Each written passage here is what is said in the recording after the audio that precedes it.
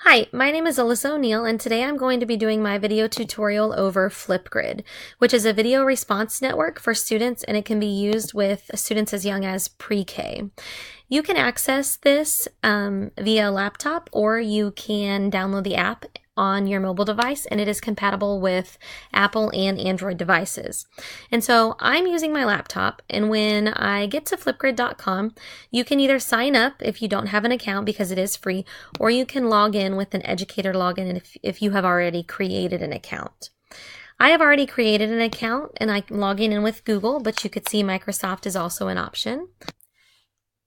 When you first log in, it's going to take you to the screen that is titled My Grids, and this provides you with an overview of the total engagement time that your students have spent on your grids, and it also provides you with an overview of the total grids that you currently have. I'm going to show you how to add a new grid that you could use within your classroom.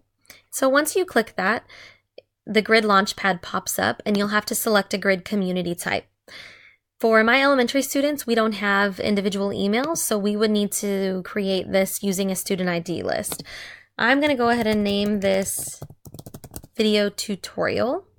And if I want to create a flip code that somebody can access by just typing in the URL, as long as it is available, I can customize that. So video tutorial is available, and then I can personalize it if I choose to do that. The next step is to create and insert your student ID list. This was what was the most time consuming for me because you need to follow the directions very carefully. You can either go through and each time you create a new grid, you can put your students in one at a time. Or if you want to keep it consistent throughout the year, you would want to use the template that is provided by Flipgrid. So when you open that, you'll double click here and you'll see that there's a file that's titled instructions. And it is crucial that you follow all of those instructions if you have not created one of these prior to this. Otherwise, you'll just go ahead and open student template, and the instructions tell you to leave that first row alone. Otherwise, it will not work. I'm going to fill this in, and you would typically use the student's first name, last name, and then create an ID for them, which is how they would log in. Here is student number 2, and their identifier is going to be student 2.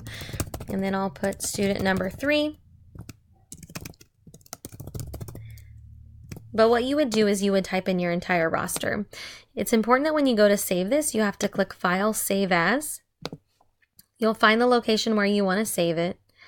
And you'll need to make sure that it is saved as a CSV file. If it is not saved as a CSV file, it will not work. And then you click Save.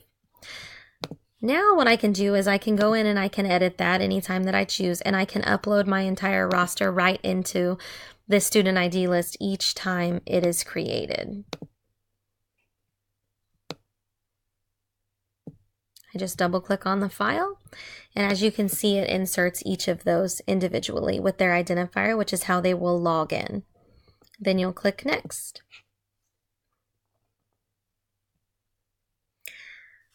From here, you can review the student IDs. If you want to print a QR code for those, you can, or you can click Print List, which is an easy way for the students to access this.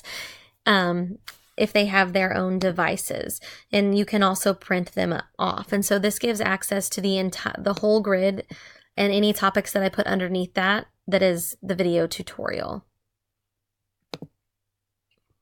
Then I'm going to launch my grid and it should be ready to go.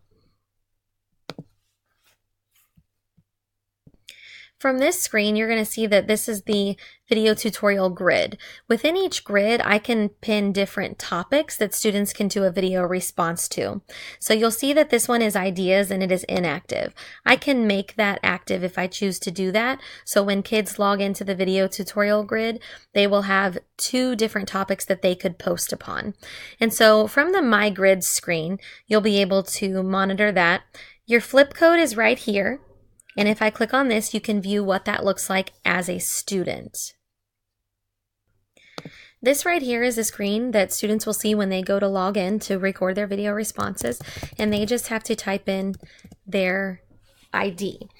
And so you can see that they would add their response, and once other people share, they would be able to view the other people in the class's response as well. The next thing I'm going to show you is the Disco library, which is where you can scroll through grids that have already been created or topics that have already been created under different audiences, subject areas, and topic goals. I feel as though the best way to use this in your classroom would be through content area discussions. You could do formative assessments such as having students answer comprehension questions or doing a concept summary, an exit ticket, or anything like that. As far as summative assessments are concerned, I'm not sure I would do that is completely ideal for this, but you could go ahead and create a grid that has several different topics where students have to respond to questions that cover that entire topic. For the Bloom's taxonomy, I felt like it fell under the evaluate or analyze categories.